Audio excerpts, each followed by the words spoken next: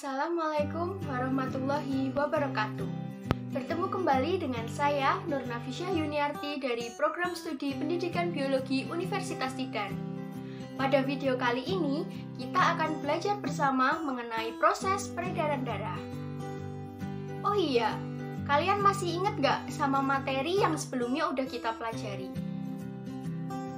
Nah, iya, benar sekali. Sebelumnya kita udah belajar mengenai apa itu darah, fungsi darah, komponen darah, dan golongan darah. Kali ini kita akan belajar bersama mengenai proses peredaran darah yang terjadi di dalam tubuh. Apakah kalian tahu proses peredaran darah pada manusia dibagi menjadi berapa macam? Ya, benar sekali. Proses peredaran darah terbagi ke dalam dua macam. Yang pertama yaitu peredaran darah besar dan yang kedua yaitu peredaran darah kecil. Di video ini kita akan mengulas mengenai kedua proses tersebut satu persatu. Sebelumnya akan saya jelaskan terlebih dahulu mengenai kompetensi inti, kompetensi dasar, dan tujuan dari video ini. Kompetensi inti pada materi ini adalah KI 3 dan KI 4, sedangkan untuk kompetensi dasarnya adalah KD 3.6 dan 4.6 mengenai materi sistem peredaran darah. Diharapkan setelah kalian menonton video ini, kalian dapat memahami macam-macam peredaran darah, kemudian membedakan dua jenis proses peredaran darah, yaitu peredaran darah kecil dan peredaran darah besar, serta yang terakhir memahami apa itu sistem vena porta pada manusia. Nah, macam-macam peredaran darah itu dibagi menjadi 4 macam. Yang pertama yaitu peredaran darah tertutup. Peredaran darah ini merupakan peredaran darah di mana darah yang dialirkan melewati pembuluh darah. Contohnya yaitu peredaran darah pada manusia dan hewan-hewan mamalia. Yang kedua yaitu peredaran darah terbuka. Peredaran darah ini merupakan peredaran darah di mana darah yang dialirkan tidak melewati pembuluh darah. Contohnya yaitu peredaran darah pada hewan-hewan arthropoda. Yang ketiga yaitu peredaran darah tunggal. Nah, kata tunggal di sini dapat memberikan pengertian bahwa peredaran darah ini merupakan peredaran darah yang aliran darahnya melewati jantung sebanyak 1 kali. Contohnya yaitu peredaran darah pada ikan. Yang terakhir atau yang keempat, peredaran darah ganda. Nah, kata ganda di sini dapat memberikan pengertian bahwa peredaran darah ini merupakan peredaran darah yang aliran darahnya melewati jantung sebanyak 2 kali. Contohnya yaitu peredaran darah pada manusia dan pada hewan-hewan amfibi, reptil, serta aves. Nah, berdasarkan penjelasan macam-macam peredaran darah tadi, peredaran darah manusia termasuk peredaran darah tertutup dan ganda. Hal ini karena darah diedarkan melalui pembuluh darah dan melewati jantung sebanyak 2 kali, yaitu pada peredaran darah besar dan peredaran darah kecil. Selanjutnya untuk materi yang kedua yaitu mengenai peredaran darah besar dan peredaran darah kecil. Di sini apakah ada yang sudah tahu perbedaan dari kedua peredaran darah tersebut? Ya, benar sekali. Jadi peredaran darah kecil adalah peredaran darah yang dialirkan ke paru-paru, sedangkan peredaran darah besar merupakan peredaran darah yang dialirkan ke seluruh tubuh. Untuk penjelasan lebih jelasnya, dapat dilihat di gambar ya. Nah, dapat dilihat bahwa peredaran darah kecil bermula dari jantung, tepatnya di bilik kanan atau ventricle dextra. Kemudian darah akan dialirkan ke arteri pulmonalis dan menuju paru-paru untuk terjadi perubahan gas karbon dioksida menjadi gas oksigen atau O2. Setelah itu, darah yang kaya akan O2 akan dialirkan melalui vena pulmonalis dan kembali ke jantung, tepatnya di serambi kiri atau atrium sinistra.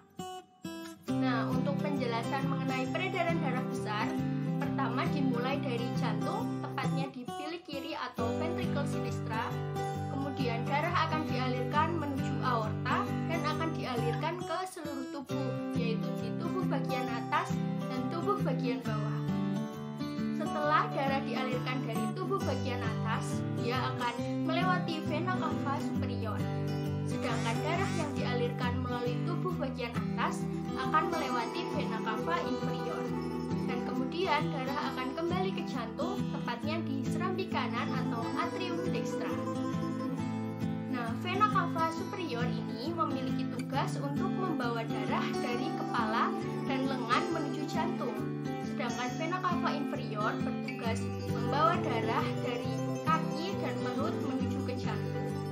Nah, apakah kalian sudah tahu bagian jantung sebelah mana yang kaya O2 dan bagian jantung sebelah mana yang kaya CO2?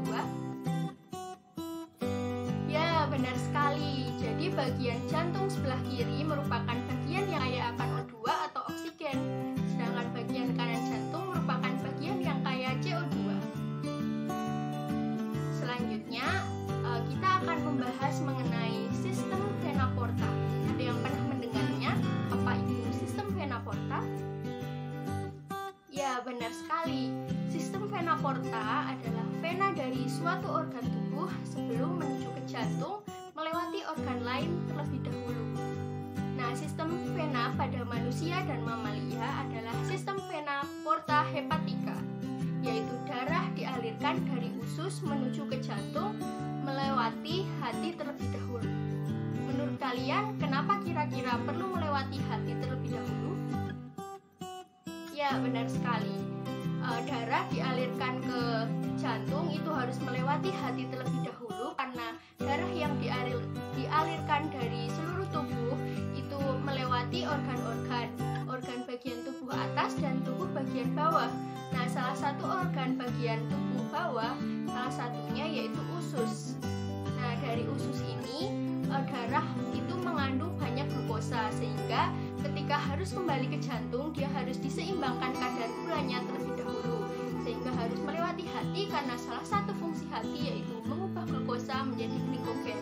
Nah, ketika darah sudah normal kadar gulanya, maka dia baru bisa kembali ke jantung.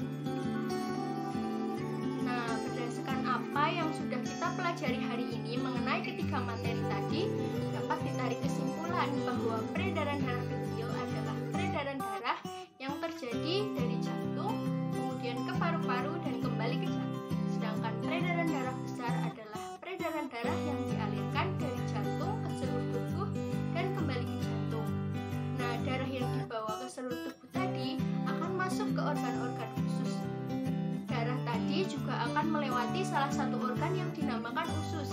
Nah, terkhusus untuk usus ini, darah akan melewati hati terlebih dahulu untuk menyeimbangkan kadar gula darah. Dan hal ini disebut dengan sistem vena porta hepatica. Gimana belajar kita hari ini? Kalian sudah paham ya mengenai apa saja peredaran darah pada manusia? Bagaimana proses peredaran darah dalam tubuh manusia?